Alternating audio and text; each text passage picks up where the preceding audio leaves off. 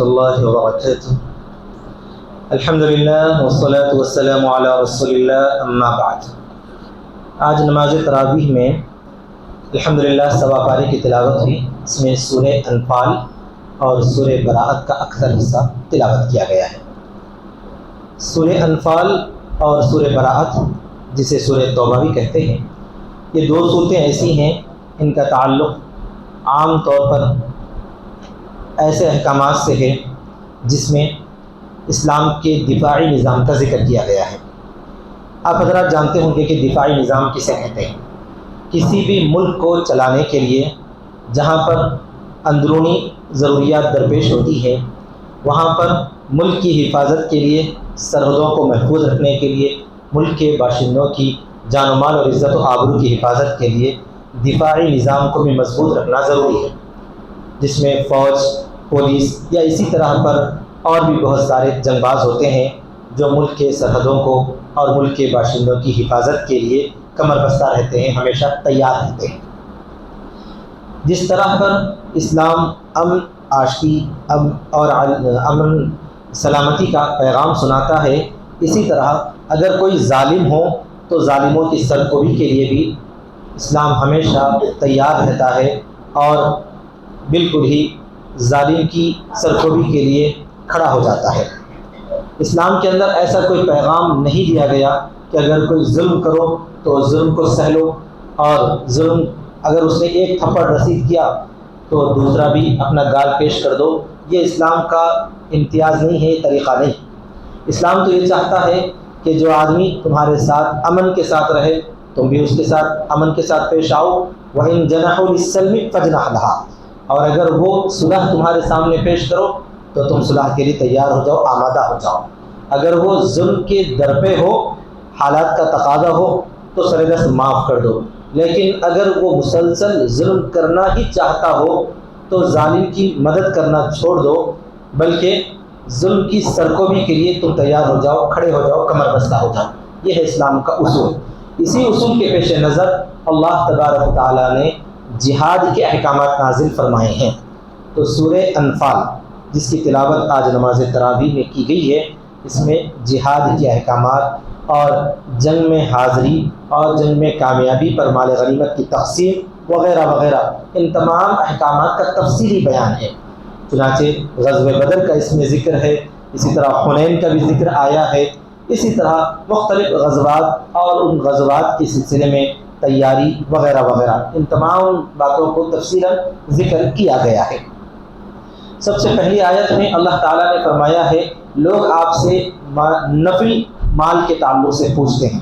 انفال کا مطلب ہی ہوتا ہے ایسا مال جو دشمن ملکوں سے حاصل ہوتا ہے، یعنی مسلمان ملکوں کی حفاظت کے لیے جو فوج ہمیشہ تیار رہتی ہے، وہ اگر دشمن ملک کی طرف آگے بڑھے، غزوے کے لیے چلی جائے اور دشمن نے اپنا مال سرمایہ وغیرہ چھوڑ کر چلا گیا، بھاگ گیا، اور اس فوج کو جنگ کی نوبت نہیں آئی اور وہ جو مال حاصل ہوتا ہے اسے نفل کہتے ہیں۔ اس نفل مال کی تفصیل کا ذکر کیا گیا ہے کہ وہ نفل مال پورے کا پورا اللہ اور اللہ کے رسول کے لیے ہے، اور مال غنیمت اس سے الگ ہے۔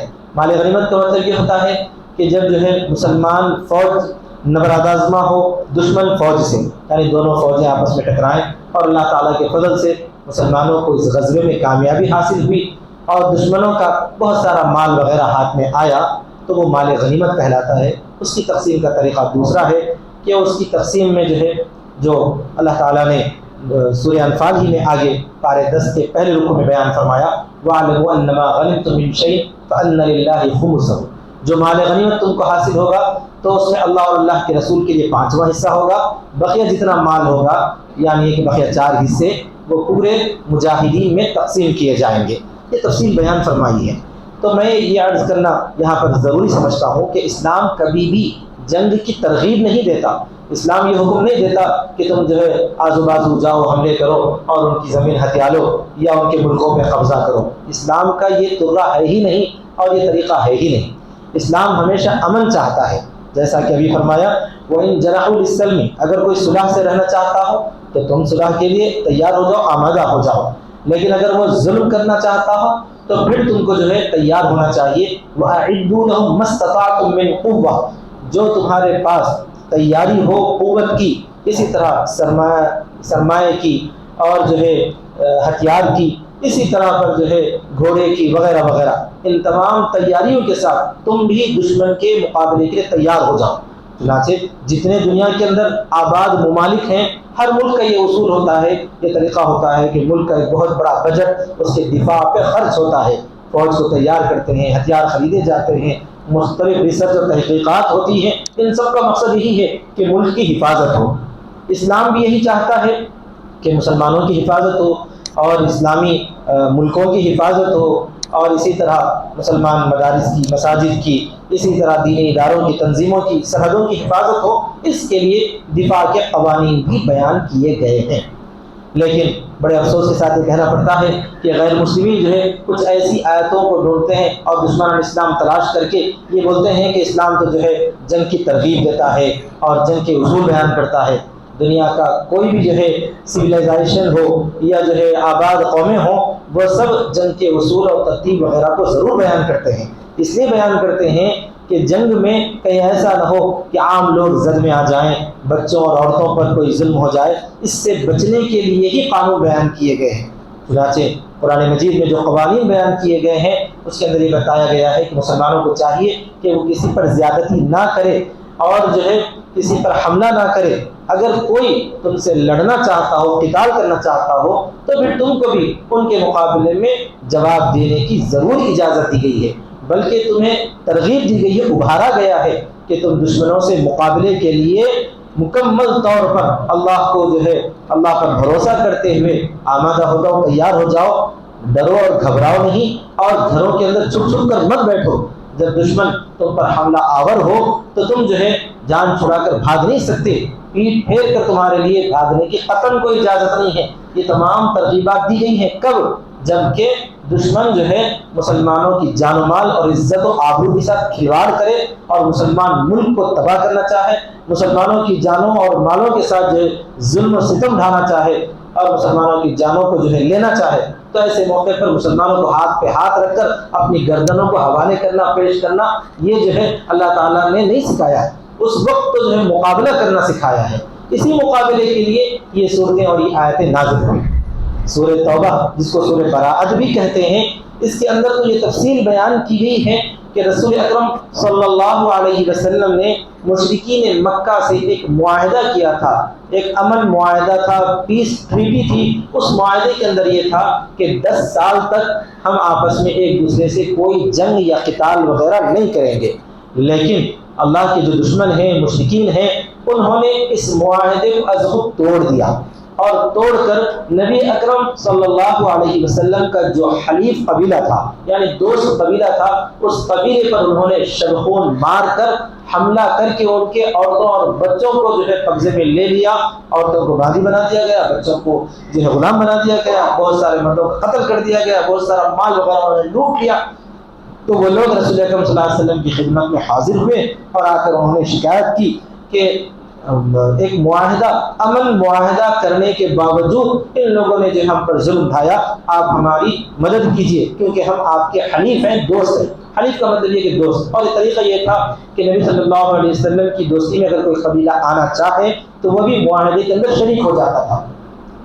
تو نبی صلی اللہ علیہ وسلم نے مشرکین مکہ کی طرف پیغام بھیجا کہ جن لوگوں نے یہ حرکت کی ہے ان کو قرار واقعی سزا دلائی جائے، اور جو ہے جو لوگ اس میں شہید ہوئے ہیں یا جو اس میں ہلاک کر دیے گئے ہیں ان کی دیت دی جائے وغیرہ وغیرہ. آپ صلی اللہ علیہ وسلم نے ان کو تفصیلات لکھ کر بھیجے، لیکن وہ لوگ اس پر آمادہ نہیں ہوئے، تیار نہیں ہوئے، اور انہوں نے اپنی اس حرکت پر جو ہے قائم رہ کر، جمع رہ کر، جو کہ ان کے جو حلیف نے حرکت کی تھی اس پر وہ لوگ جو ہے کان نہ دھرے اور اسی کو جو ہے خاموشی انہوں نے اختیار کی. نبی صلی اللہ علیہ وسلم کے بار بار متوجہ کرنے کے بعد بھی انہوں نے کوئی جواب نہیں دیا، جو اس بات کی نشانی تھی کہ معاہدہ ٹوٹ گیا ہے. تو نبی صلی اللہ علیہ وسلم نے ان سے کہا کہ اگر آپ نے کوئی کارروائی نہ کی تو یہ معاہدہ کو ختم مانا جائے گا، معاہدہ ٹوٹ گیا سمجھا جائے گا. تو انہوں نے معاہدے کے ٹوٹنے کا اعلان کر دیا. تو قصہ مختصر یہ کہ جو معاہدہ 10 سال کے لیے ہوا تھا وہ 3 تا 4 سال کے عرصے میں ہی از خود مشرکین نے توڑ دیا. اسی کی بنیاد پر اللہ تعالیٰ نے قرآن مجید میں کچھ احکامات بیان فرمائے۔ انہی احکامات کے اندر سب سے پہلا یہ حکم ہے کہ اللہ اور اللہ کے رسول کی طرف سے مشرکین سے جو براءت کا اعلان کیا جاتا ہے، یعنی جو اب معاہدہ ان کا ہوا تھا ہم سے، وہ معاہدہ اب باقی نہیں ہے۔ اب جو ہے کہیں بھی کسی بھی موقع پر ہم جو ہے آپ پر حملہ کر سکتے ہیں، جنگ ہو سکتی ہے۔ اب تمہاری جان و مال کی حفاظت کا جو ہم نے وعدہ کر لیا تھا یا یہ کہ ہم نے معاہدہ کیا تھا، وہ معاہدے کو ختم کر دیا گیا ہے۔ لیکن دشمنان اسلام اور جو ہے آج کل کے جو ملحدین ہیں، اسی طرح پر جو ہے جو مرتدین ہیں، اسلام چھوڑ کر جنہوں نے کفر کا راستہ اختیار کیا ہے، وہ لوگ سورہ براءت کی ان آیتوں کو لے کر اعتراض کرتے ہیں کہ دیکھو مسلمانوں کو اللہ تعالیٰ نے حکم دیا ہے کہ مشرکین کو جہاں پاؤ وہاں پر قتل کر دو۔ خاص طور پر سورہ براءت کی آیت نمبر 5 کو لے کر وہ لوگ اعتراض کرتے ہیں، بار بار مسلمانوں کے سامنے یہ اعتراض کرتے ہیں کہ 9 اور 5 کو دیکھو، یعنی سورہ نمبر 9 کی آیت نمبر 5 کے اندر یہ ہے کہ جب اشہر حرام گزر جائیں تو تم مشرکین کو جہاں پاؤ وہاں قتل کر دو۔ قرآن کریم میں یہ آیت موجود ہے اور اس آیت کا واقعتاً عمل بھی ہے۔ وہ یہ ہے کہ مشرکین مکہ سے جو نبی صلی اللہ علیہ وسلم نے معاہدہ کیا تھا، اب وہ معاہدہ ٹوٹ گیا ہے، اب ان سے ہمارا کوئی لینا دینا باقی نہیں رہا۔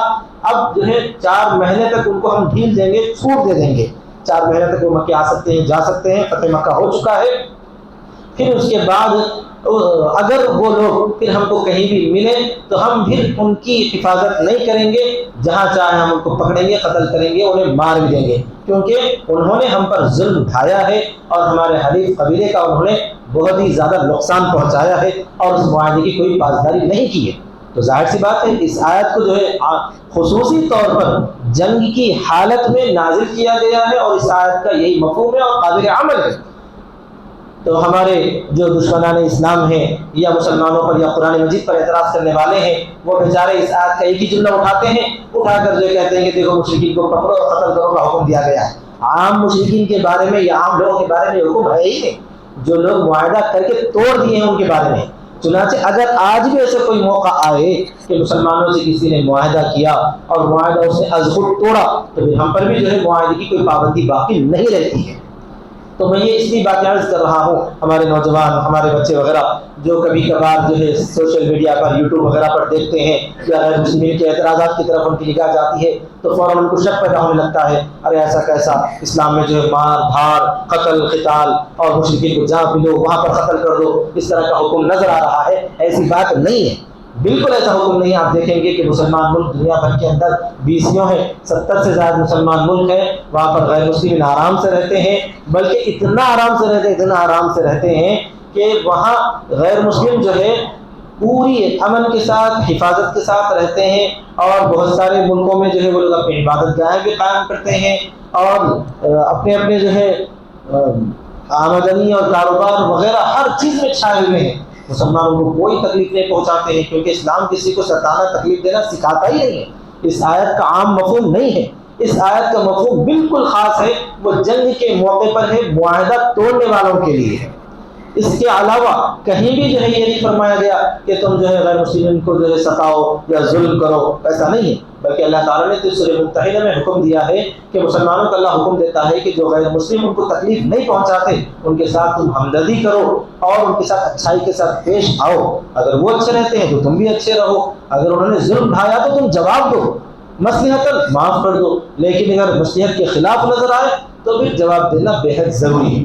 بہرحال ان دونوں صورتوں کے اندر، چاہے سورہ انفال ہو چاہے سورہ براءت ہو، سورہ براءت کو سورہ توبہ بھی کہتے ہیں، ان دونوں صورتوں کے اندر خصوصی طور پر مسلمان ملک کی حفاظت کے بارے میں اور مسلمانوں کے عوام کی حفاظت کے بارے میں جو دفاعی اقدامات ہیں اس کے احکامات بیان کیے گئے ہیں۔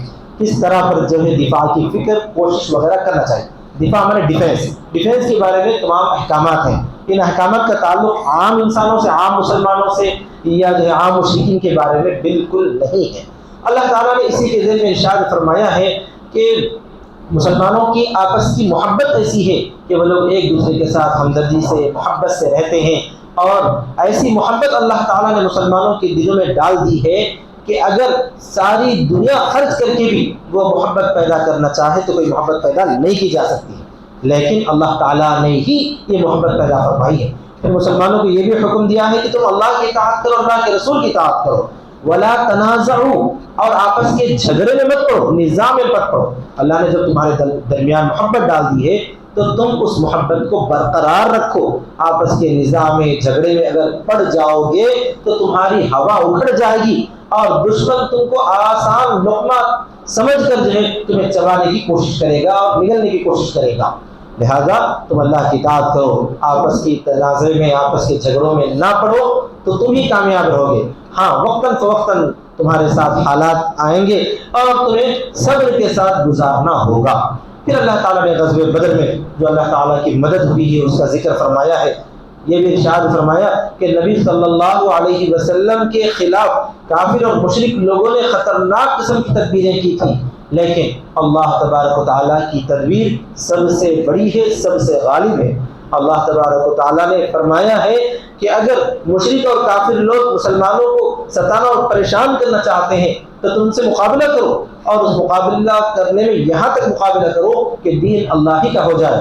اللہ ہی پر بھروسہ کرو، اللہ تعالیٰ ہی بہترین کارساز ہے، وہی بہترین مولا ہے. یہ سب تمام احکامات یہاں پر بیان کیے گئے ہیں. دعا ہے کہ اللہ تبارک و تعالیٰ ہم سب کو قرآن مجید کو صحیح انداز میں سمجھنے اور اس کے پیغام پر عمل کرنے کی توفیق عطا فرمائے. وآخر دعوانا الحمدللہ رب العالمین.